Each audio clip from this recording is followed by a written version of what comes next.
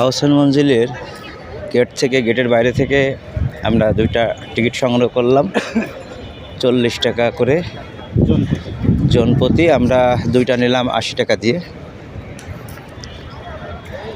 আমরা প্রবেশ পথ দিয়ে ভিতরে ঢুকতেছি। চিন্তা করা যায় এখানে নবাবরা এক সময় বসবাস করতো এবং রাজকার্য এখানেই পরিচালনা হতো। আমরা সেই জায়গায়, আমাকে তো এখন মনে হচ্ছে আমি একজন নবাব।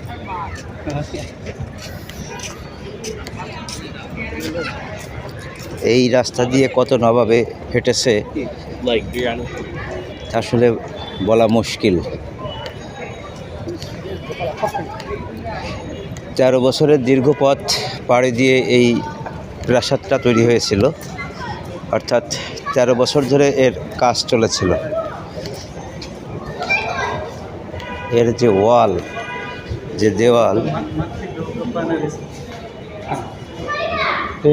সরি, এখানে মায়েরা তাদের বাচ্চাদেরকে দুধ খাওয়াইতে পারবে আর কি, সেই সুযোগ আছে। সঙ্গে থাকুন, আস্তে আস্তে সবই ঘুরে দেখানোর চেষ্টা করব।